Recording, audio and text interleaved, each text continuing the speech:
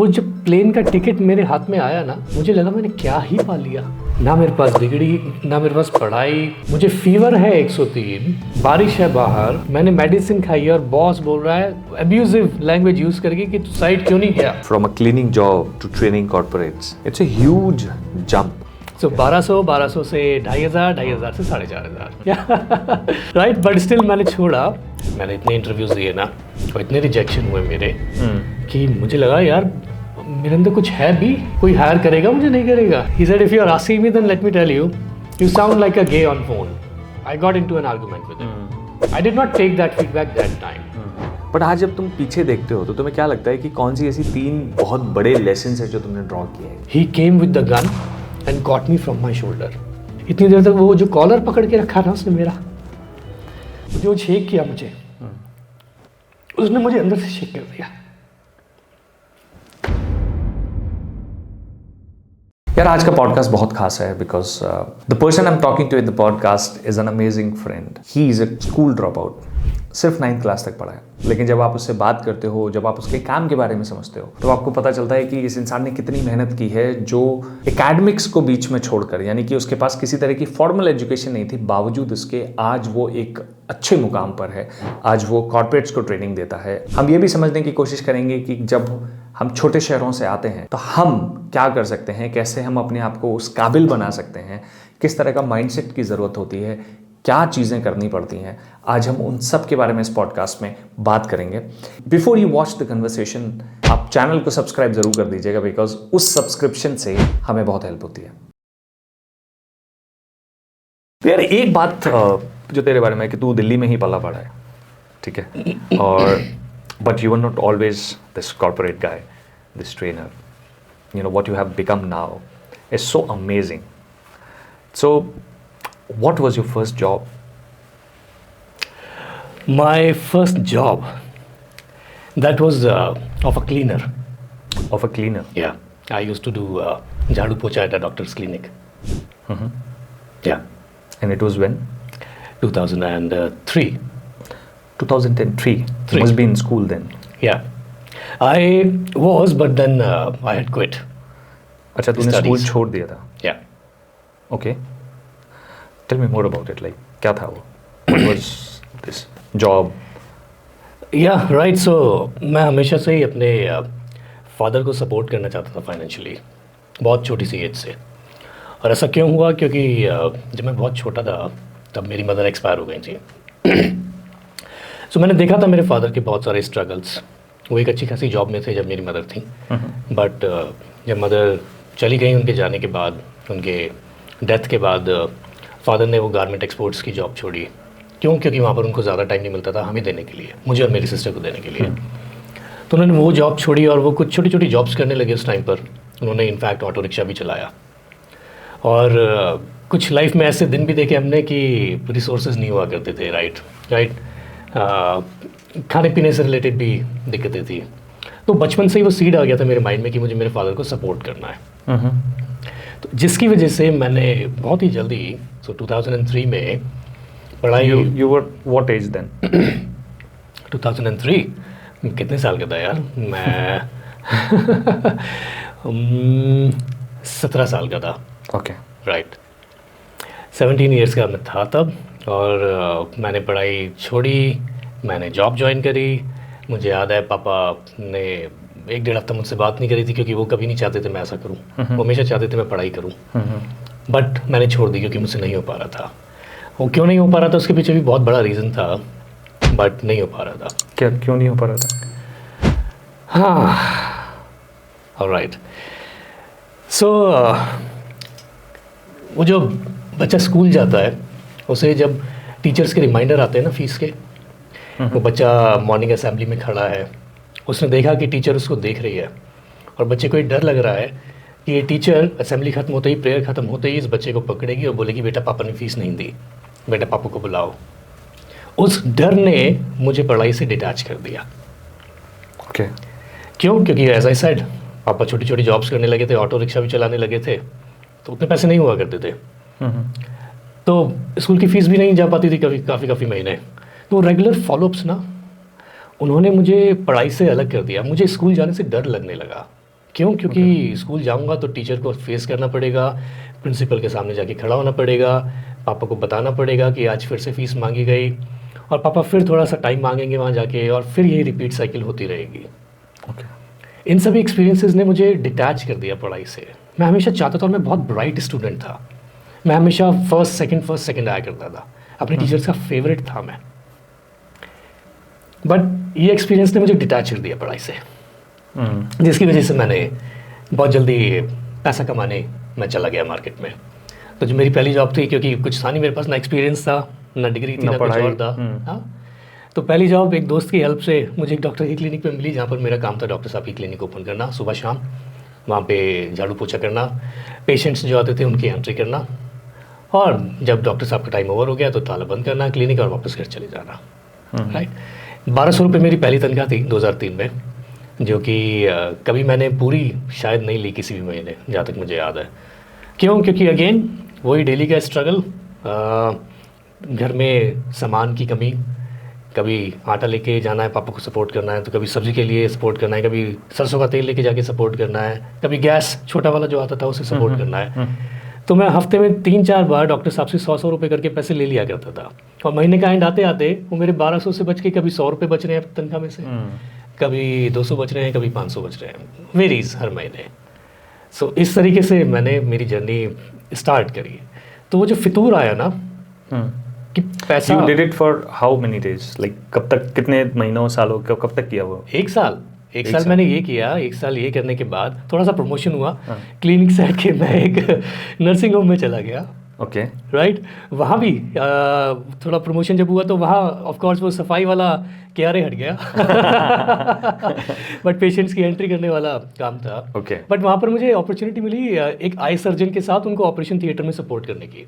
तो वो आइज़ की सर्जरी करते थे और मैं पीछे उनको सपोर्ट करता था, कोई टूल्स पास कर रहा हूँ या कुछ और कर रहा हूँ, जो छोटा मोटा काम मैं कर सकता था as a non medical staff of course, वो सब मैं करने लगा। राइट। तो वो मेरा एक सेकंड प्रमोशन हुआ।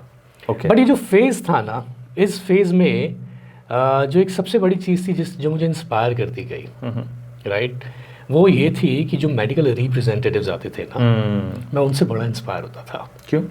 वो मेरी लाइफ की सेकंड इंस्पिरेशन थी। ओके। कैसे या क्यों? क्योंकि वो लोग बहुत सूटेड बूटेड हुआ करके आते थे, राइट, और प्रेजेंटेशंस देते थे डॉक्टर साहब के सामने, कोई नई वैक्सीन, कोई नई मेडिसिन लॉन्च हुई है तो उसका। उस टाइम पर लैपटॉप्स नहीं होते थे, टैबलेट्स नहीं होते थे, तो वो एक हार्ड कॉपी स्पाइरल प्रेजेंटेशन लाते थे, फ्लिप करके उसको दिखाते थे, right. But their style of communication, right, their way of presentation used to influence me a lot and I always wanted to go for it. क्यों मेरा दूसरा इंस्पिरेशन था वो? क्योंकि पहला मैंने अपने फादर को देखा था ये सब करते हुए। मेरे फादर एक अच्छी जॉब में थे, जो एक्सपोर्ट हाउस में, जब वो एक्सपोर्ट हाउस में थे तो वो भी अच्छे कपड़े पहनते थे, राइट, अच्छी पर्सनालिटी थी, लोग उनको प्रेस करते थे, तो बचपन से ही वो वैल्यू सिस्टम में आ गया था मेरे।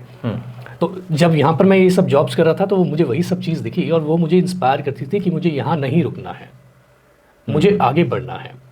आई am not made for this, this is not my and destination. मुझे आगे जाना है और मुझे ये जो करते हैं ना, ये स्किल होन करना है। Okay, yeah then what did you do? Like inspiration तो हो गया, फिर आप निकले कैसे वहाँ से? सो अगेन मेरे एक चाइल्डहुड फ्रेंड ने मुझे सपोर्ट किया और उसके एक अंकल के फ्रेंड HCL में जॉब करते थे, एडमिन डिपार्टमेंट में। तो वहाँ से अगेन थोड़ा सा प्रमोशन हुआ। सो डॉक्टर की क्लिनिक से हट के नर्सिंग होम से हट के अभी मैं एक interior decoration of furniture company में आ गया था। ओके। जहाँ पर डेफिनेटली वो सब जॉब नहीं था मेरा जो मैंने किया था इन 2-3 सालों में। अब मैं आ गया हूँ 2005 में, और 2005 में HCL नोएडा सेक्टर 126 हम सभी ने देखा है, सब जानते हैं। बिल्कुल, मैं ट्रेनिंग भी किया है एक बार वहाँ पे। श्योर, कितना आलीशान बिल्डिंग, कितना आलीशान कैंपस है वो। जब वो कैंपस बन रहा था 2005 में, जब वो सिर्फ एक कंक्रीट बिल्डिंग था, ना उसमें कारपेट था, ना उसमें AC था, ना उसमें पानी था, ना उसमें खाना तो भूल ही जाओ, ना उसमें बैठने की जगह थी। तो वहाँ पर कारपेट बिछाया जा रहा था, ACs लगाए जा रहे थे, वर्क स्टेशंस इंस्टॉल किए जा रहे थे। तो जिस कंपनी में मैंने ज्वाइन किया था, हमारी कंपनी चेयर्स, ऑफिस चेयर्स और कैंटीन का फर्नीचर प्रोवाइड करा रही थी HCL को। HCL क्लाइंट था हमारा। अब क्योंकि ये मेरे लिए सबसे नया था, पहले मैंने कभी नहीं किया था, तो मेरे लिए पहला काम ये था कि मैं वहाँ डेली उस कंक्रीट बिल्डिंग में जाऊँ, वहाँ मज़दूरों के साथ बैठूं और चेयर के पहिए कसूं, सीखूं ये कैसे इंस्टॉल होती है। ओके। राइट। शिपमेंट आती थी रात को चाइना से, लेबर के साथ वो भारी भारी 100 200 300 किलो की एक ग्लासेस जो टेबल जिनसे बनती है, इंस्टॉल होती है, उनको कंधे पर उठाना और ऊपर फ्लोर तक लेके जाना लेबर के साथ। ये मैंने 1-1.5 महीने किया। जब मेरे बॉस ने देखा मेरे अंदर स्पार्क है, मैं सीख गया, मुझे आ गया कैसे इंस्टॉल किया जाता है।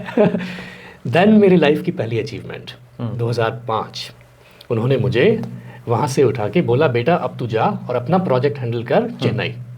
अच्छा। HCL बट चेन्नई, और यहाँ पर अब तू फ्लोर पर बैठ के पहिए नहीं कसेगा, अब तो लोगों से कराएगा ये काम। सुपरवाइजर। तो सुपरवाइजर बना दिया। ओके। राइट। और लाइफ में पहली बार मैं प्लेन में उड़ा। वो जो मोमेंट है मेरी लाइफ का, मैं क्यों उसको बुला रहा हूँ सबसे बड़ा अचीवमेंट मेरा, क्योंकि वो जब प्लेन का टिकट मेरे हाथ में आया ना, मुझे लगा मैंने क्या ही पा लिया। ना मेरे पास डिग्री, ना मेरे पास पढ़ाई, ना मेरे पास कोई और सोर्स, ना कोई बैकअप, ना कुछ। राइट। कोई गॉडफादर नहीं, but it was an achievement for me. I was just 19 years old। एक 19 साल के लड़के के लिए एक हवाई जहाज़ एयर इंडिया की टिकट उसके हाथ में, और अपने दोस्तों को दिखा रहा है, अपने रिलेटिव्स को दिखा रहा है, देखो मैं हवाई जहाज से जा रहा हूँ। हाँ। और जिस दिन मेरी फ़्लाइट थी वो राखी का दिन था। मैं बचपन से ही अपनी बहन के साथ, और मेरी बहन मेरे साथ बहुत कनेक्टेड है। Right. I raised her like my own daughter. क्यों? क्योंकि मम्मी बहुत जल्दी चली गई थी, तो उसके साथ जो मेरा कनेक्शन है, मैंने अपने बॉस से रिक्वेस्ट करी थी कि प्लीज़ मुझे राखी से पहले मत भेजो, मुझे राखी बनवाने दो। तो उन्होंने राखी वाले दिन की फ़्लाइट कराई। सुबह सुबह मैंने राखी बनवाई और फिर मैं एयरपोर्ट गया। तो मेरी लाइफ का पहला बड़ा अचीवमेंट। चेन्नई गया, वहाँ पे 3 महीने मैंने काम किया, और वहाँ चेन्नई की HCL की एडमिन टीम के साथ कोऑर्डिनेट किया, वहाँ पे सारा फर्नीचर इंस्टॉल कराया। एंड देन मैं दिवाली से कुछ दिन पहले, यानी कि अगस्त में जाके नवंबर में मैं फिर वापस आया। Okay. Delhi. Yeah. Then what happened? Like you worked with the same company for a while और कैसे? हाँ, तो जब मैं वापस आया तो डेफिनेटली उतना ज़्यादा कंड्यूसिव नहीं था। उसके रीजंस अलग हैं। बॉस बहुत ज़्यादा अब्यूसिव थे वो क्योंकि उनका स्टाइल, वो इंडस्ट्री भी थोड़ी सी रगड़ है। एग्जैक्टली। राइट।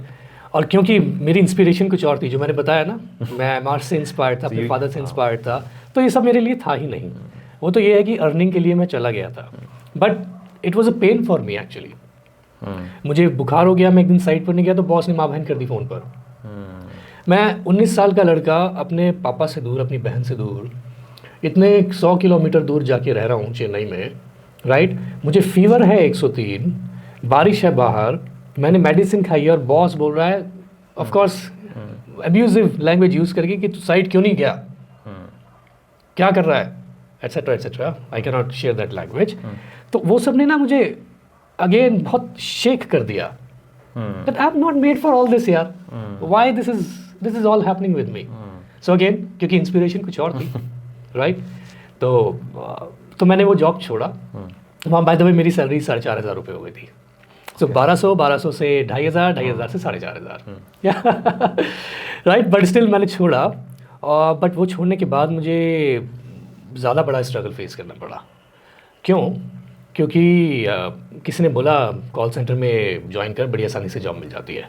मैंने इतने इंटरव्यूज़ दिए ना, और इतने रिजेक्शन हुए मेरे कि मुझे लगा यार मेरे अंदर कुछ है भी, कोई हायर करेगा मुझे, नहीं करेगा, ऐसा फेज आ गया था। तो उसके बाद फिर मैंने 2.5 महीने के लिए वापस से क्लीनिंग जॉब्स करे, बट इस बार एक बड़ी जगह। वो बड़ी जगह थी इंडियन एयरफोर्स का हेडक्वार्टर। अच्छा। New Delhi. Okay. Right. Central secretariat. यहाँ पर of course third party contractual basis पर किसी के रेफरेंस से मुझे लगाया गया। ऐसे कोई वहाँ पर जाता भी नहीं है, बट कोई था जानकार, उसके रेफरेंस से उसने कॉन्ट्रैक्टर से कांटेक्ट कराया, कॉन्ट्रैक्टर ने मुझे रखा। तो इमेजिन मैं एक लड़का 19-20 साल का, इंडियन एयरफोर्स का हेडक्वार्टर, बड़े बड़े जहाज़ बाहर लगे हुए हैं, हाँ, जा रहा हूँ और काम क्या कर रहा हूँ, मेरा इंस्पिरेशन है कुछ और, बट मैं काम क्या कर रहा हूँ, इंडियन एयरफोर्स के टॉयलेट साफ़ कर रहा हूँ। राइट। जो कचरा है उसको, जो बड़ी वाली झाड़ू होती है रोड्स जिनसे साफ़ किया जाता है, जो म्यूनसिपल कॉर्पोरेशन वाले लोग करते हैं, वो वाली झाड़ू लगा रहा हूँ, सारा कचरा इकट्ठा कर रहा हूँ, उसको भर रहा हूँ बोरी में, और लंच टाइम से पहले या बाद मुझे ठीक से याद नहीं है, बट हम सभी जितने भी लोग ये काम करते थे, हम सबकी ड्यूटी होती थी कि वो सारे पेपर्स और सारा कचरा उठाना और एक जगह वो जलाया जाता था, क्योंकि उसमें सारे इंडियन एयरफोर्स के ट्रैश पेपर्स होते थे तो कहीं फेंके नहीं जा सकते, तो उनको जलाया जाता था बाकायदा। तो उनको वो जलाया जाना। लेकिन ये सारी जॉब्स ना मेरी, वो डॉक्टर की क्लिनिक पर क्लीनिंग वाली जॉब, नर्सिंग होम वाली तो स्टिल बेटर थी, बट ये वापस से ये वाली जॉब, इस सब से मैं बहुत अपने आप को ना बहुत बहुत शेम फील करता था। यू वॉन्ट बिलीव, मैं बाहर रोड पर निकलता था अपने फेस पर हैंकी लगा के, बांध के, कि कोई मुझे देख ना ले, पहचान ना ले मैं क्या काम कर रहा हूँ। क्यों? क्योंकि एज आई सेड मेरी इंस्पिरेशन कुछ और थी। ये मैं करना नहीं चाहता था बट करना पड़ रहा था। मुझे याद है कुछ मेरे कज़न्स ने इतना ज़्यादा इंसल्ट किया, जो कि मुझसे एज में काफ़ी बड़े थे। ये तुझसे कुछ नहीं हो पाएगा, तू कुछ नहीं कर सकता, कुछ तो कर ले, राइट? ना पढ़ाई कर रहा है ना कुछ कर रहा है। तो उसकी वजह से मैंने ये सब दोबारा से करना चालू किया कि मुझे कुछ तो करना है। मैं कब तक भागता रहूँगा, जॉब नहीं मिल रही, इंटरव्यूज़ में रिजेक्ट हो रहा हूँ, कब तक करूँगा ये सब? इस वजह से वो कर लिया था, बट अगेन पेन था, वो नहीं हो रहा था मुझसे। और एक दिन ऐसा आया, मुझे लंच करने जाना था। लंच करने जाने के लिए थोड़ा सा आगे से घूम के जाना पड़ता था। इंडियन एयरफोर्स का हेडक्वार्टर है, एक छोटा सा गेट था। मुझे लगा कि यार भूख बहुत तेज़ लगी है और मैं इतना लंबा घूम के जाऊंगा, जल्दी से ना इसको टाप के चला जाता हूँ। It was trespassing. Okay. The security personnel was standing over there. मैंने जैसे ही एक पैर बाहर रखा, he came with the gun and got me from my shoulder. Okay. और वो ऐसे खींच के मुझे अंदर वापस लाया, सब लोग देख रहे हैं। उसने ऐसे मुझे शेक किया, of course a well build guy, right, जवान हमारी सेना का।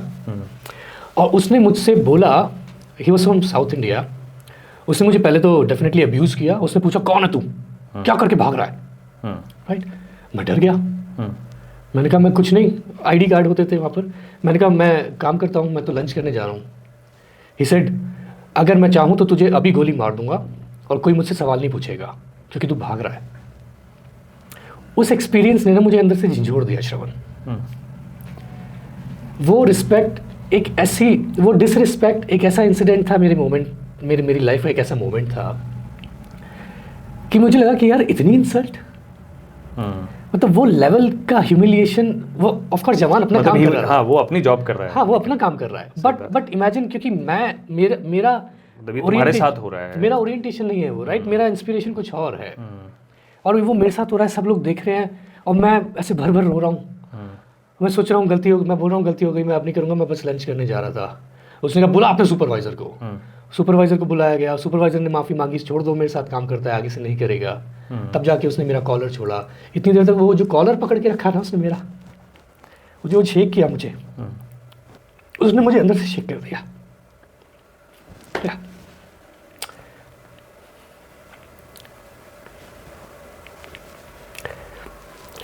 सो उस दिन मैंने सोचा कि मैं डेफिनेटली इस सब के लिए तो नहीं बना।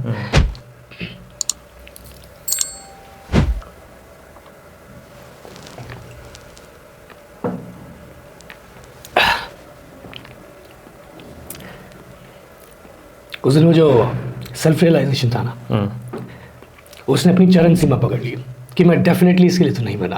और ग्रेसफुली मुझे बहुत सारे एयरफोर्स के ऑफिसर्स भी प्रेज़ किया करते थे। क्यों? क्योंकि मुझे इंग्लिश बोलनी आती थी। मम्मी ग्रेजुएट थी, राइट? फादर को अच्छी अंग्रेज़ी आती थी। बचपन में स्कूलिंग अच्छी हुई थी उस टाइम से पहले तक, तो अच्छा माहौल मिला था। मैं उस सब से नहीं आया था, तो सबके साथ बात भी किया करता था, थोड़ा दिखता भी ठीक ठाक था बाकियों से उस कम्युनिटी में, राइट? तो ऑफिसर्स भी मुझसे बात किया करते थे, तो 2-4 ऑफिसर्स मुझे प्रेस किया करते थे, अरे this boy is not made for all this job, I know one day he will do wonders. ये जो वर्ड्स थे ना, हाँ, इंडियन एयरफोर्स के ऑफिसर्स से जो आते थे मेरे पास, वो अगेन एक लेवल की इंस्पिरेशन थी। और इस इंसिडेंट ने उस इंस्पिरेशन को और बढ़ावा दे दिया था। तब मैंने फिर 2.5 महीने के बाद वो सब छोड़ा और फाइनली मुझे एक कॉल सेंटर में जॉब मिली 2007 में, राइट? जहाँ पर मुझसे किसी ने मेरी एजुकेशन नहीं पूछी, उनको सिर्फ एक अच्छा कम्युनिकेटर चाहिए था, राइट? आई थिंक वही मैटर करता था। करेक्ट। जो उनका काम कर सके, फ़ोन कॉल्स कर सके, कस्टमर्स को क्रेडिट कार्ड भेज सके। I think around this time India के पास बहुत बड़ा एक it was a rise of call centre industry. Yes, it was ठीक है, a BPM, boom. हाँ, वो पीक था बेसिकली एक Peak तरीके था। से। आई थिंक वो पीक शायद 4 या 5 साल तक रहा, 2012-13 तक काफ़ी चीज़ें। And I know for sure lot of guys from Delhi itself Yeah. And outside Delhi जिन्होंने उस इंडस्ट्री को एक्सप्लोर किया Yeah. और किसी न किसी तरीके से उनके early jobs were like this because they didn't ask for more. Absolutely. हाँ। Yeah, you're right. I found many like me. हाँ, हाँ. तो जो एंट्री है वो बहुत मतलब एंट्री बैरियर नहीं है उतना और बहुत आसान है आराम से। That's right. That's right. Exactly. You have to be a good communicator. You have to be a good presenter. That is what they look for, and you have to satisfy their customers. Correct. That was the expectation those years, right? So that is how I got into that. तो वो सब जब किया तो 1 साल तक फिर वहाँ मैंने काम किया एक डोमेस्टिक कॉल सेंटर में। वहाँ पे मेरा काम था ABN AMRO बैंक की क्रेडिट कार्ड सेल करना। Okay right.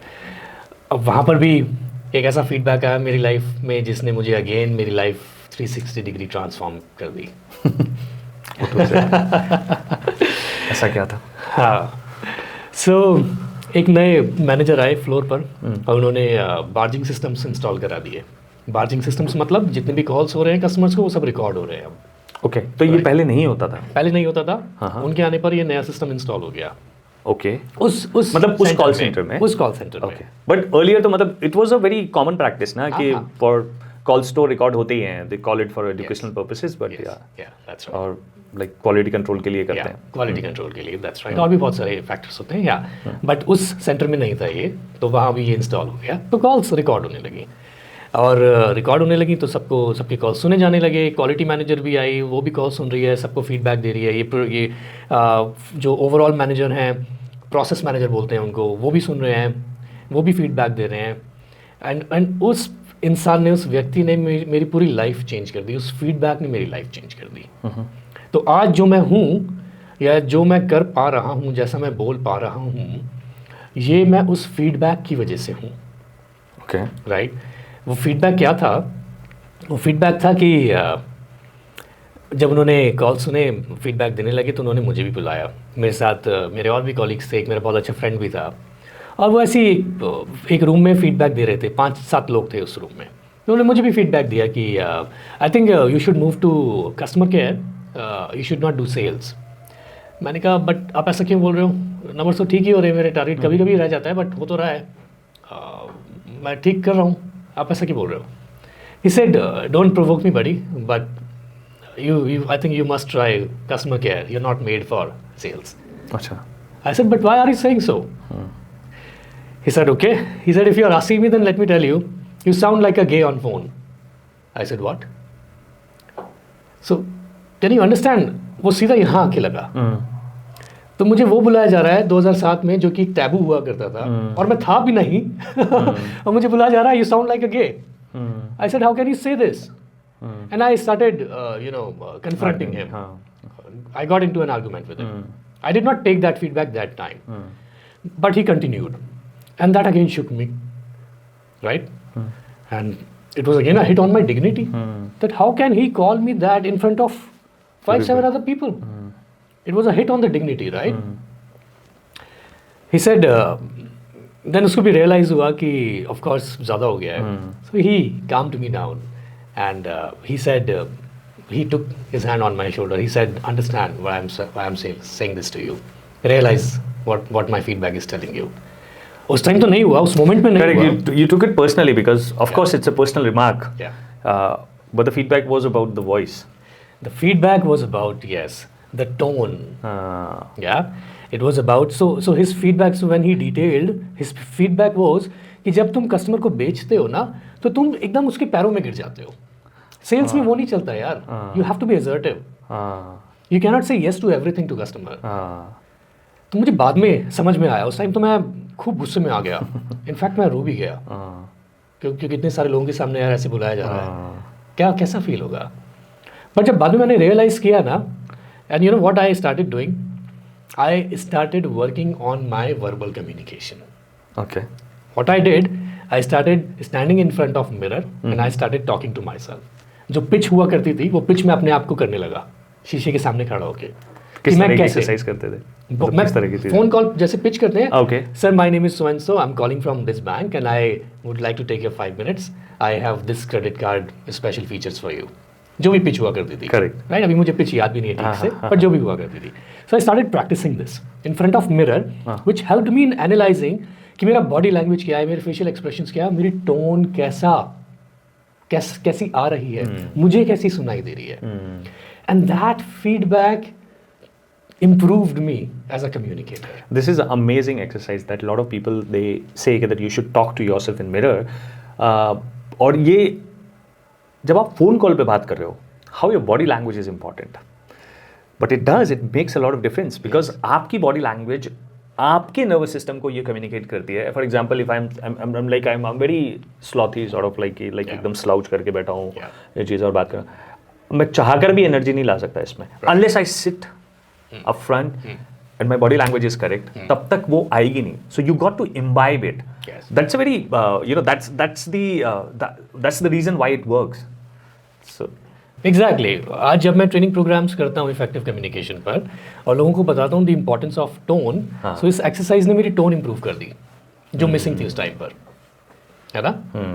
तो जब टोन इंप्रूव हुई तो ऑटोमेटिकली इंप्रेशन एक अच्छा आया फोन कॉल्स पर और ओवरऑल शिफ्ट आया कम्युनिकेशन. करेक्ट, क्योंकि आवाज सिर्फ आवाज नहीं है, it is backed by your body language also. तो लाइक आप पूरा पर्सोना लेके आते हो. Yes, you try not to be that guy, जो कि मैं था भी नहीं फिर भी. हाँ, that's right. Yes, so that is how the journey then continued. So you work with BPO for how long? From 2007 to 2012. 12. And you learn the most of your skills there? Many. Not most of, but many. हाँ, तो मतलब like तुझे ऐसा क्या लगता है कि जो तेरा वो जो टाइम था ना बीपीओ वाला, उसने क्या नया सिखाया और किस तरह का, मतलब लाइक कि 2007 to 2012 चेंज क्या हुआ? चेंज क्या हुआ? ऑलराइट, चेंज हुआ कि मेरे माइंड में वो सीड डाल दिया गया ट्रेनिंग का. ऑफ कोर्स तब तक आते आते मैं एक अच्छा कम्युनिकेटर हो गया था. वो फीडबैक मुझे लाइफ में दोबारा कभी नहीं मिला. राइट. और इसके साथ साथ जो एक सीड बो दिया गया मेरे माइंड में वो ये था कि मुझे इतने साल काम करने के बाद ऑफ कोर्स मुझे मेंटर बना दिया गया. जितने भी न्यू जॉइनर्स आते थे उनको मैं OJT करता था, ऑन जॉब ट्रेनिंग, उनको मैं मेंटर करने लगा. तो ट्रेनिंग टीम बहुत ज़्यादा ऑब्जर्व करती थी ये सब. वो मुझे रेकमेंड करते थे कि न्यू जॉइनर्स को दीपांशु के साथ मैच करो. Deepanshu will be able to train them well, right, product knowledge, process knowledge, etcetera. So they saw that I have that ability to transfer my knowledge to others in a very clear manner, that the other gets it correct and also starts following that or learn that, right. तो वो develop हो गया मेरा 2007 से 2012 तक की journey में. तो हुआ क्या, बेसिकली जो ट्रेनिंग टीम थी उस सेकंड इंटरनेशनल बीपीओ, सो ये 1 साल कार्ड बेचने के बाद मैंने वर्टेक्स ज्वाइन किया जो एक इंटरनेशनल बीपीओ था और यहाँ पर मुझे इंटरनेशनल प्रोसेसेस मिले. ठीक है. और ट्रेनिंग टीम बहुत सॉलिड थी यहाँ की, बहुत अच्छे फाइन ट्रेनर्स थे उनके पास. तो दो जो बहुत क्लोज थे मुझसे, उन दोनों ने मुझे फीडबैक दिया. शिवानी एंड शालिनी दोनों ट्रेनर्स का नाम है. उन दोनों ने मुझे फीडबैक दिया था कि Deepanshu, you actually do a good job in terms of knowledge transfer, और तुम्हारे अंदर वो स्पार्क है ट्रेनर वाला. कभी चांस मिले तो ट्रेनिंग में ज़रूर ट्राई करना अपने आप को. You can be a good trainer. वो सीड वहाँ से आ गया था. राइट. सो इस जर्नी में जो मेरे लिए अच्छी लर्निंग रही वो डेफिनेटली कॉन्फिडेंस ज़्यादा बिल्ड हो गया था और ये सीड आ गया था माइंड में. Were there any side effects of that like working in BPO? Yes, there was a big side effect. What was it? क्योंकि other than health of course, because shift timings बहुत अलग होते हैं, चीज़ें, culture is altogether a different thing. Other than that, sure. So thankfully मेरे health पर कोई impact नहीं आया था, बट हाँ culture wise definitely side effect एक आया था. वो क्या, क्योंकि मुझे ज़्यादा इंटरनेशनल प्रोसेस में काम करने का मौका मिला तो मैंने एक्सेंट पिक कर लिया वहाँ से. okay. वो एक्सेंट ऐसा पिक किया कि वो मुझे लगने लगा ये मेरे लिए काम कर रहा है ना. ये एक वाव फैक्टर है, एक एक्स फैक्टर है मेरा. इसके बेसिस पे मैं लोगों को इम्प्रेस कर देता हूँ. राइट. और इस गलत धारणा में, इस गलत फहमी में मैं अपनी नॉर्मल पर्सनल लाइफ में भी लोगों से जब बात करने लगा तो उसी एक्सेंट में करने लगा, just to create an impression which is not needed, but उतनी बुद्धि नहीं थी ना उस समय। बट कुछ समय बाद मुझे रियलाइज़ हुआ कि ये जो साइड इफ़ेक्ट है, ये जो एक्सेंट मैंने पकड़ लिया है, ये रादर देन लोगों के साथ मेरा रपो बना रहा है, ये बिगाड़ रहा है, ये डिस्कनेक्ट पैदा कर रहा है। राइट, लोग मुझसे कनेक्ट नहीं कर पा रहे हैं, वो मुझे अलग समझते हैं, अलग देखते हैं, मैं इमोशनली उनसे कनेक्ट नहीं कर पा रहा हूँ। क्यों? क्योंकि मैं एक अलग ही जोन में जाके उनसे बात कर रहा हूँ, उनके लेवल पे आके उनसे बात ही नहीं कर रहा हूँ। There was no empathy, right? It's like yeah that's how I talk. क्योंकि अब मैं याद करता हूँ तो बड़ी हंसी आती है कि मैंने क्यों किया ऐसा। और ये बहुत इंटरेस्टिंग एग्जाम्पल है आपकी रैपो बिल्डिंग में। People like people who are like themselves और who they want to be. Like basic एक सिंपल से इसका रैपो बिल्डिंग में लोग अक्सर उन्हें पसंद करते हैं जो उनके जैसे होते हैं, या फिर ऐसे होते हैं कि जैसे वो बनना चाहते हैं, ये उनके एस्पिरेशंस में होते हैं। तो जब आप कुछ अलग दिखते हो ना उनको, तो कहीं ना कहीं एक वो डिस्कनेक्ट करता है कि नहीं यार ये मैं हूं नहीं। Either they look at you as like wow, और that is also a disconnect, ठीक है, because that distance people. And at the same time अगर वो आप अपने लेवल पे आपको नहीं लेके आ पा रहे हैं, आप उनके लेवल पे नहीं जा पा रहे हो, अरे भाई बैठ यार थोड़ी बात करनी है, अगर ये नहीं हो पा रहा है तो दैट आल्सो डिस्कनेक्ट्स। मेरे साथ यही हो रहा था, दोनों ही। So then how did you realise it, और कैसे उसको चेंज कैसे किया? Okay, alright. तो इसके लिए तो सबसे पहले मुझे तेरा धन्यवाद करना पड़ेगा। मेरा? हाँ, क्योंकि तूने मुझे अशोक सर से मिलवाया और मुझे NLP सर्टिफाई कराया। तो ये कोई और नहीं, अशोक सर ने मुझे ठीक किया, ये मेरा एक्सेंट उन्होंने भगाया। राइट, अगर तुझे याद हो जब हमारा सर्टिफिकेशन कोर्स था, I think during one feedback he said this, या उन्होंने कितना ग्रिल किया था मुझे इस पर। जो उनका स्टाइल ऑफ प्रोवोकेशन थेरेपी, कितना अप्लाई किया था उन्होंने मुझ पर। एंड मतलब या सो ज़रूरत नहीं थी उसकी, और मैंने अननेसेसरी उसको इनहेरिट कर लिया था अपने अंदर। लेकिन जब NLP किया, जब इतने बड़े मेंटोर से फीडबैक मिला, तब समझ में आया कि क्या ज़रूरत है भाई। So basically one more side effect, जैसा कि तूने पूछा साइड इफ़ेक्ट्स, ये एक नहीं था, दो थे in fact. One more side effect, मेरी ना ऑथेंटिसिटी चली गई थी कॉल सेंटर में काम करके। क्योंकि कॉल सेंटर की लाइफ ना बहुत ही बिग पिक्चर वाली होती है, बहुत ही ग्लैमरस होती है, राइट, एकदम हाई फाई। अंदर पर्सनल लाइफ में कुछ भी हो, राइट, घर कहीं भी हो, लेकिन ऑफिस में कॉल सेंटर में एंटर करते ही बंदा अलग जोन में है, राइट।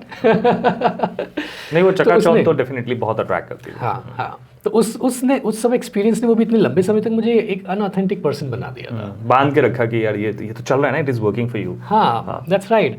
और रादर देन मैं अपने खुद के इमोशंस नहीं समझ पाता था, मैं दूसरे के इमोशंस नहीं समझ पाता था, मैं कोई सेल्फ रियलाइजेशन था ही नहीं। There is no mechanism also ना, कि जहाँ पे आप रिफ्लेक्ट कर सको, या फिर जहाँ पे इस तरह के डायलॉग हो सकें कि यार you know what's working, what's not working for me. कई बार you need that sort of feedback, जो आपको एक्चुअली लगता है उस मोमेंट में तो शुक करते हैं, बट वो आपकी लाइफ को ना एक अच्छी डायरेक्शन दे देते हैं। Okay, that's right. I think feedback की बात हम कर रहे हैं, तो यही रहा मेरी लाइफ में, फीडबैक। मेरे पास और कुछ नहीं था। जो मुझे stage by stage, year by year transform किया, वो किसी और चीज़ ने नहीं किया, फीडबैक ने किया। ये जो मुझे टाइम टू टाइम फीडबैक मिलते रहे, चाहे वो डॉक्टर की क्लिनिक पर हो, या चाहे वो इंडियन एयरफोर्स का वो इंसिडेंट हो, चाहे वो कॉल सेंटर में वो फीडबैक हो मैनेजर का, और भी उसके बाद इंटरनेशनल कॉल सेंटर में जो फीडबैक था कि you have that spark, you can be a trainer, right, ये सब फीडबैक ही रहे मेरी लाइफ में, टीचर्स, और कुछ नहीं था मेरे पास। इन्हीं सब ने मुझे आगे मेरा गोल सेट करते गए, ये फीडबैक्स। इनफैक्ट फीडबैक सबको मिलता है, हाँ, सब सुनते नहीं हैं, और सुनने के साथ साथ उस पर एक्शन भी नहीं लेते हैं। So I think you did it somewhere. What I feel is कि because when person like you, जो कि एक कोई एजुकेशन एंड एकेडमिक सिस्टम से निकल के नहीं आया है, तो आपके पास सीखने का क्या है, मतलब लाइक आपका सीखने का स्कूल क्या रहा? आपका स्कूल बन जाता है दुनिया, जो आपको बता रही है, जो फीडबैक दे रही है, ये चीज़ें, and people from your organisation, या फिर जो कुछ भी चीज़ है, जो भी आपके बारे में जो कुछ बोलते हैं, आप उस सब कुछ सजो के रखते हो, देखते हो कि यार इसमें से अच्छा क्या है और कौन सी ऐसी चीज़ है जिसे मैं और बेटर कर सकता हूँ। तो So it is so important to take feedback seriously, not in terms of don't take it personally, but feedback में जिसने दिया है, जिसको दिया गया है और जो फीडबैक है, ये तीनों बहुत अलग अलग एलिमेंट्स हैं. जब हम मिक्सअप कर देते हैं ना, दैट इज व्हेन कचरा हैपेंस. तो आई think you have beautifully understood the idea कि फीडबैक क्या है, मुझे उस पर काम करना है. बंदा कौन है देखे चला गया चीज़ है. Maybe at some point जैसे तुमने बताया कि कुछ इंसिडेंट में it was so difficult for you to even take that, but now जब हाइंडसाइट में आप देखते हो तो आप कहते हो कि यार वो मेरी लाइफ के लाइफ चेंजिंग मोमेंट्स थे. तो आज आपको हो सकता है कि किसी चीज़ के लिए पड़ी हो, लेकिन आपको लग रहा है कि यार ये तो भाई मेरा बहुत लाइक ये तो इससे बुरा कोई आदमी नहीं हो सकता, ये मुझे ऐसे कैसे बोल सकते हैं कुछ चीज़ें. But then when you look back after 10-15 years, if you start reflecting on those moments, you realise कि वही आपकी लाइफ के बिल्डिंग ब्लॉक्स बनते हैं. So amazing. या दैट्स राइट. मुझे कॉर्पोरेट में मैं 2003 से 2007 तक का एक्सपीरियंस खैर काउंट नहीं कर रहा हूँ, क्योंकि ना ही उसका कोई एक्सपीरियंस लेटर है, ना ही कुछ और. बट 2007 से लेके अब तक मुझे 17 साल से ऊपर का एक्सपीरियंस हो गया, राइट. और इस ओवरऑल जर्नी में एज यू सेड, मुझे इन फीडबैक्स ने ही इम्प्रूव किया. मुझे इन फीडबैक्स ने ही एक डायरेक्शन दी. वो स्टार्टिंग की inspiration, on basis of these feedbacks मैं कनेक्ट करता गया, of course unconsciously, subconsciously, but कहीं ना कहीं वो मेरा पाथ बनते गए, मेरी लैडर ऑफ सक्सेस का. Amazing. Amazing. So now what is that, what is current in your life right now? What is current in my life? Yeah. मैं अभी क्या कर रहा हूँ? Yeah. अच्छा, so I'm a life coach, I'm a facilitator. मैं leadership training programmes करता हूँ, मैं behavioural soft skills training programmes करता हूँ for various segment of people, corporate के लिए ऑफ कोर्स. मैं 1-on-1 लाइफ कोचिंग भी करता हूँ. इस 1-on-1 लाइफ कोचिंग में अच्छे प्रोफेशनल्स हैं जिनको मैं कोच कर चुका हूँ अभी तक, उनको हेल्प कर चुका हूँ उनका गोल अचीव करने में. लेट्स से आज जो कुछ भी तूने सीखा है, you have learn it mostly from you know while working on it. So like तुम्हें थ्योरेटिकली तुम पढ़ के फिर प्रैक्टिकल्स नहीं गए, you did the practical and then you learn. So that's what the life is ना, it gives the test and then it teaches you. So you have learned that way. What do you suggest? एक ऐसा बंदा जो अभी अभी college से निकला है, चीज़ है, आई एम नॉट श्योर कि मेट्रोज में भी हर तरह का सेगमेंट है, सब इतने प्रिविलेज नहीं है, सब इतने अच्छे कम्युनिकेशन वाइज नहीं होते हैं, सब अपनी अपनी जर्नी में कहीं ना कहीं है. बट एक लड़का जो अभी शुरू कर रहा है, जिसको कॉन्फिडेंस नहीं है, जिसको लगता है कि मैं शायद उतना अच्छे से बात नहीं कर पाता हूँ, मैं शायद अपने आप को अच्छे से रिप्रेजेंट नहीं कर पाता हूँ, व्हाट डू यू सजेस्ट उस बंदे को कहाँ से शुरू करना चाहिए? उस मोमेंट में उस व्यक्ति का क्या पर्पस है, स्टार्ट विद द पर्पस. जैसे अगर मैं इसको कनेक्ट करूं अपनी एक्सपीरियंसेस से, जो अभी तक मैंने जितना भी बताया, हर मोमेंट में मेरे लिए एक पर्पस था, है ना. मेरे लिए एक पर्पस था कि हाँ ये नहीं तो क्या, और वो क्या तो क्या कैसे, राइट. उस टाइम नहीं पता था, बट कहीं ना कहीं वो एक डायरेक्शन, एक पर्पस मेरी लाइफ में था हमेशा से. तो एक पर्पस आपको ये पता होना चाहिए कि आपको जाना कहाँ है. Exactly, right. अब वो जाना कहाँ है, वो रास्ता आपके लिए नया है, आपको नहीं पता कि आप कैसे जाओगे, बट एटलीस्ट आपको ये पता हो कि जाना कहाँ है, राइट. और आपको ये पता हो कि आपके लिए क्या मोटिवेटिंग फैक्टर है, आपके लिए क्या इंस्पिरेशन है.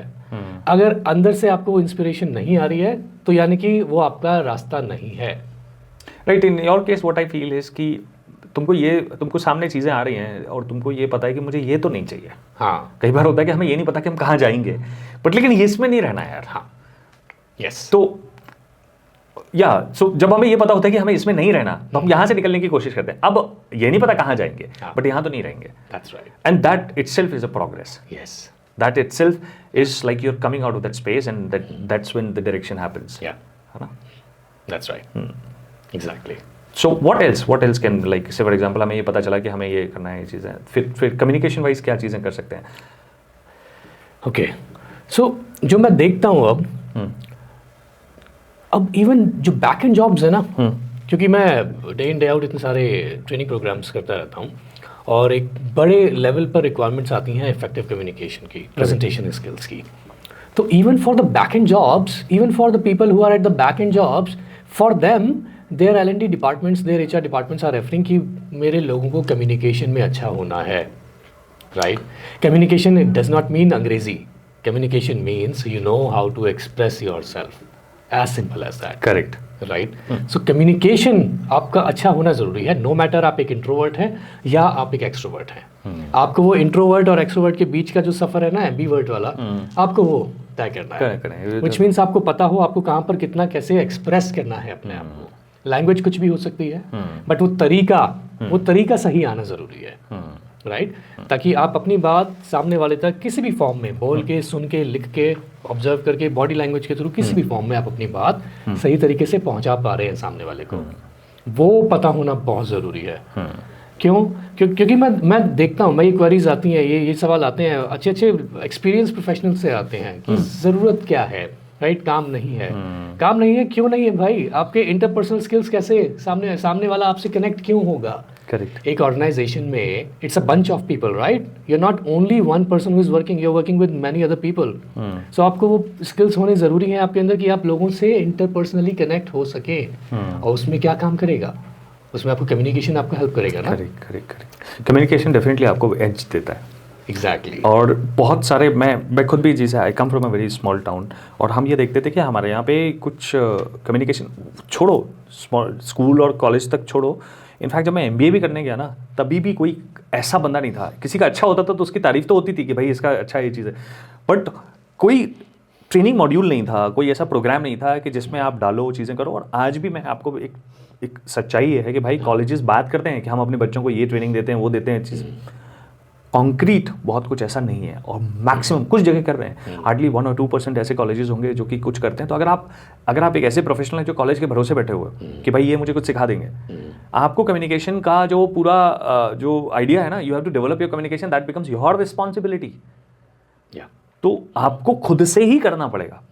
और अगर आप नहीं करोगे, आप वाकई में वो जो एज है वो नहीं आएगा, और जब एज नहीं आएगा तो आप कहीं ना कहीं लैग बिहाइंड करोगे। Yeah, that's right. Yes. So what do you think are your top 3 learnings from your journey from a cleaning job to training corporates? It's a huge jump. जो बहुत सारे लोग, I think it has happened over the years also. But आज जब तुम पीछे देखते हो तो तुम्हें क्या लगता है कि कौन सी ऐसी 3 बहुत बड़े लेसन्स हैं जो तुमने ड्रॉ किए हैं इन चीज़ों से?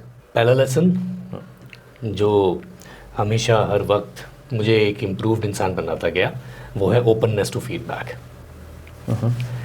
दूसरा लेसन मेरी लाइफ का, ग्रैटिट्यूड। आपको लोग मिलेंगे जो आपकी मदद करेंगे, जो आपको प्लेटफॉर्म दिखाएंगे, राइट? आपको प्लेटफॉर्म मिलेगा, आप उस प्लेटफॉर्म को यूज़ भी करोगे, बट समय के साथ उन लोगों को कभी मत भूलो, क्योंकि वो जो ग्रैटिट्यूड है ना, वो आपके अंदर ईगो पैदा नहीं करेगा। वो ग्रैटिट्यूड आपको अग्रेसिव नहीं या एरोगेंट नहीं बनाएगा, राइट? अदरवाइज अगर आप वो ग्रैटिट्यूड नहीं रखोगे तो आप एक एरोगेंट इंसान बन सकते हो। तो ग्रैटिट्यूड दूसरा, और तीसरा आपकी रिस्क टेकिंग एबिलिटी हाई होनी बहुत ज़रूरी है। What do you mean by that? वेंचरसम, यानी कि अगर आपको एक मोमेंट में, जो हमने बात भी करी, अगर आपको एक मोमेंट में लग रहा है कि यार क्या करना है अभी नहीं क्लियर, बट ये तो नहीं करना है ना, तो अगर ये नहीं करना तो कुछ और तो करना है ना। तो वो कुछ और करने के लिए आपके अंदर जो क्षमता है, आपकी जो रिस्क लेने की जो क्षमता है, उसको नहीं मरने देना, क्योंकि वही है जो आपका पोटेंशियल आपसे एक्सप्लोर कराना चाहती है, राइट? तो वो सिचुएशंस, वो एक्सपीरियंसेस जो आपसे डिमांड कर रहे हैं कि जा, रिस्क ले। ऑफ कोर्स एक समय ऐसा आएगा जब आपको बहुत ही कैलकुलेटेड रिस्क लेना पड़ेगा। वो तब की बात है जब हम मैच्योर हो जाते हैं, थोड़ा बड़े डिसीजंस लेने लगते हैं। But at least at the starting point हम अपना पोटेंशियल एक्सप्लोर कर रहे होते हैं, है ना? हमें काफ़ी बार खुद भी अपना पोटेंशियल पे क्लैरिटी नहीं होता, पता नहीं होता कि कितनी क्षमताएं अंदर, क्या कर सकते हैं हम। तो तीसरा आपकी रिस्क टेकिंग एबिलिटी, उसको कभी लो मत होने देना। ब्यूटीफुल। तो ये 3 लर्निंग्स जो मैं अपनी लाइफ से इतने सालों की जर्नी से सीख पाया। इतने पूरे सालों में 2003 से लेके आज हम 2025 में बैठे हैं, 22 साल में कभी ऐसा हुआ है कि तुम अपने किसी एक ऐसे इंसान से यू रिविजिटेड योर प्लेस और मे बी वर्क प्लेस, कहीं ऐसी जगह पे कुछ गए हो, ऐसा कुछ हुआ कभी?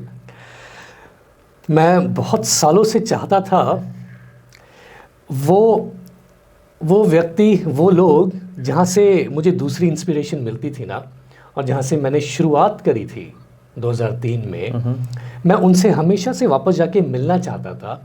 और उनको दिखाना चाहता था कि आपने जो 20-22 साल पहले देखा था दीपांशु को, आज देखो वो कुछ बन गया है, राइट, आज आपके सामने है और आपका धन्यवाद करने आया है कि आपने भी उसे इंस्पायर किया, आपने उसको प्लेटफॉर्म दिया कि उसको वो इंस्पिरेशन मिल सके। और ये मैंने अभी लास्ट ईयर सितंबर में किया। लास्ट ईयर सितंबर में? Yes. That is after how many years? 21 years? 21-22 years। 21। हाँ, दैट्स राइट। हाँ, 21 साल बाद मैं गया और मैं वो 2 डॉक्टर्स थे जिनके साथ मैंने काम किया था। जब पहले वाले पर गया तो वो एजिड इतने हो चुके हैं कि वो बहुत धुंधली यादें थी उनके माइंड में मेरी, तो उतना ज़्यादा वो मुझे याद नहीं कर पाए। और शायद जो जॉब आपका था उतना हम याद रखते भी नहीं। That's right. शायद वो भी एक वजह थी। बट जो दूसरे डॉक्टर थे, जब मैं उनके पास गया ना, वो मुझे देख के उनको जो खुशी हुई और वो जो खुशी उनकी मैंने फील करी ना उनके सामने बैठ के, उनके साथ मैं कुछ 20 मिनट या 30 मिनट था, मैं अपनी डॉटर को साथ में लेके गया था। उन्होंने वो जब मुझसे मिले और जो उन्होंने अपनी अपनी खुशी एक्सप्रेस करी ना, और जो उन्होंने मुझे बताया कि दीपांशु तुमको आज देख के मुझे जो फील हो रहा है वो मैं बयान नहीं कर सकता, क्योंकि मुझे याद है तुम क्या कर रहे थे मेरे पास और आज तुम क्या कर रहे हो। तो वो जो उन्होंने मुझे एक्सप्रेशन दिया ना, वो अगेन मेरी लाइफ का एक ऐसा मोमेंट है कि उनकी वो खुशी मैं जब तक इस दुनिया में लास्ट ब्रेथ लूँगा ना तब तक भूलूंगा नहीं। क्या बात है। What did he say to you? So he said that your journey is amazing, is a transformation. I never expected कि एक लड़का जो इतने साल पहले पढ़ाई छोड़ के मेरे यहाँ काम करता था, कुछ चंद 100 रुपये कमाता था, आज की डेट में वो जाता है कॉर्पोरेट में ट्रेनिंग देता है, लोगों को कोचिंग करता है, राइट। मैं इमेजिन भी नहीं कर सकता। तो मुझे तुमसे मिलकर जो खुशी हुई है ना दीपांशु, वो बहुत अमेजिंग है और ये मैं कभी भूल नहीं पाऊँगा। आई थिंक 12th फेल में एक सीन है। जब क्या नाम है आईपीएस ऑफिसर का उसमें, मनोज शर्मा। ओके, ठीक है, वो यहाँ चंबल से बिलोंग करता है। सीन ये है कि उनके गांव में 12th फेल उस मूवी का नाम इसलिए क्योंकि एक बार फेल हो जाती है चीज़ें, वो तो बैकग्राउंड है ये चीज़ें। सो बेसिकली वो आईपीएस बन जाते हैं ना, तो एक पुलिस स्टेशन में जाते हैं और वहाँ का जो प्रभारी होता है वो आईपीएस की गाड़ी देखता है आके तो सल्यूट मारता है, ये सब चीज़ करता है। और ये जाते हैं, जो कैरेक्टर है मनोज शर्मा जी, ये जाते हैं, भाई सब विक्रांत मसीह ने जो प्ले किया है, जाते हैं उनके पैरों में पड़ जाते हैं। और तो वो कहते हैं, बोले कि अरे सर आप ये क्या कर रहे हो? बोले कि सर आपने मुझे पहचाना नहीं। बोला मैं वही बंदा हूँ जिसको आपने कहा था कि पढ़ लो, कुछ कर लो, you were the person who inspired me, कुछ तो भी इन लाइन्स पे डायलॉग था। And I think that was the moment in the movie I cried. Like किसी की भी लाइफ में ये ना एक बहुत बड़ा मोमेंट होता है जब आप किसी को देखकर किसी पॉइंट पे जाके आपको ये रियलाइज़ होता है कि यार मैं कहाँ से आया हूँ, मेरी जर्नी क्या रही है। वो जो चीज़ होती है ना, प्राइसलेस होती है। यस, एंड आई थिंक आपको बनाती भी वही है। आप शायद जब उस सबसे गुजर रहे होते हैं तब आपको पता नहीं चलता, लेकिन जब आप निकल जाते हो, जब आप पीछे देख रहे होते हो, जब आपको वो याद दिलाते हैं कि आप ऐसे ये चीज़ है, and I think it's a beautiful thing. Indeed it is. मैं अभी भी वापस से वो याद कर रहा हूँ ना, उनका वो एक्सप्रेशन, तो मुझे गूज बम्स आ रहे हैं। एंड एज आई सेड कि जब तक मेरी लास्ट ब्रेथ रहेगी ना, वो एक्सप्रेशन, वो उनकी खुशी, वो उनकी फीलिंग मुझे हमेशा याद रहेगी। और वो फीलिंग मुझे हमेशा मेरी इंस्पिरेशन को बनाए रखेगी। मैंने उनको कुछ और भी जब अचीवमेंट्स बताई अपनी लाइफ की, उन्होंने मेरा नंबर सेव किया, उन्होंने कहा कि let's be in connect, right. और उन्होंने ये भी बोला that I will keep getting some requirements and I will see, I want to recommend some people to you to get coached. Okay. तो वो ये जो लाइन थी ना उनसे, ये लाइन ऐसी थी कि हाँ यार, मतलब अगेन एक अचीवमेंट कि उस इंसान से जहाँ पर जिसकी दुकान, जिसकी क्लिनिक में खोल के सफाई किया करता था, वो बोल रहा है यार there are many working women who come to me and they share their struggles with me and I keep looking for people who can support them, and when next time I get anybody like this I will recommend your name. वो again it's an achievement. Correct. So you goes back to that time and then probably आज तो मैं कोई और भी बहुत सारे लोग ये बोलते होंगे, लेकिन शायद वो उतना गूज बम्प नहीं देता जितना when listening to the people from your past, because they have seen you naked, they have seen you busted, they have seen you in the most the baddest shape of your life. So Absolutely. it means a lot of things. मैंने It means a in fact lot, yeah.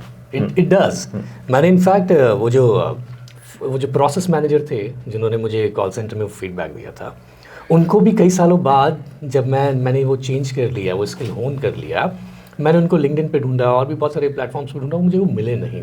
मैं उनको भी जाके उनका thank you करना चाहता था, that thank you for giving me that feedback. आपके उस फीडबैक ने मेरी लाइफ चेंज कर दी, बट वो मुझे अनफॉर्चुनेटली मिले नहीं कहीं सोशल मीडिया पर, बट मैं उनका भी हमेशा आभारी रहूँगा। Amazing, Dipanshu. Your journey is so inspiring. It is inspiring to me, and I'm sure it will inspire a lot of other people as well. So, thank you so much for doing it, man. Thank you so much for coming down and talking to me. Anything that, if you have anything that you want to say for me, मेरी तारीफ में कुछ बोलना हो, like about this entire idea, ये सब चीज़ें, like, yeah, I'm listening. मैंने बोला ना, मेरी 3 लर्निंग्स जो तूने मुझसे पूछी, उसमें से एक लर्निंग मैंने बताई ग्रैटिट्यूड, राइट। मेरी लाइफ में कुछ नाम हैं और ये नाम मेरी लाइफ से कभी नहीं जाएंगे। उसमें से नाम है definitely Ashok Subramanian, definitely Naveen Kumar Yadav, right, who also give me the platform to go and train people. उसमें डेफिनेटली अनुराग मेहरा, एक और व्यक्ति जिन्होंने मुझे प्लेटफॉर्म दिया, ट्रेनिंग प्रोग्राम्स दिए मेरे इनिशियल करियर में, राइट। और 2 और नाम, अनिल यदुवंशी जिसकी वजह से मैं तुझे जानता हूँ, और डेफिनेटली श्रवण कुमार यादव, जिसने हमेशा से मुझे समझा, जिसने हमेशा से तेरे साथ बात करते वक्त हमेशा, इस टॉपिक पर तो हम आज ही बात कर रहे हैं, राइट, बट हमारा जो कनेक्ट है वो कनेक्ट हमेशा ऐसा है कि उसमें कुछ भी एक्सपेक्टेशन नहीं है, राइट। और अगर मैं बात करूँ ग्रैटिट्यूड की, तो ये क्या कम बात है कि तूने मुझे बुलाया, मैं आज आया हूँ और मैं अपने आप को एक्सप्रेस कर पा रहा हूँ, तो इससे ज़्यादा मैं और किस चीज़ का ग्रैटिट्यूड फील करूँगा तेरे लिए। People should know about people like you. That's what I feel. People should have people like you. That is what I feel. Thanks, man. Thanks for doing it. Yeah. मज़ा आया.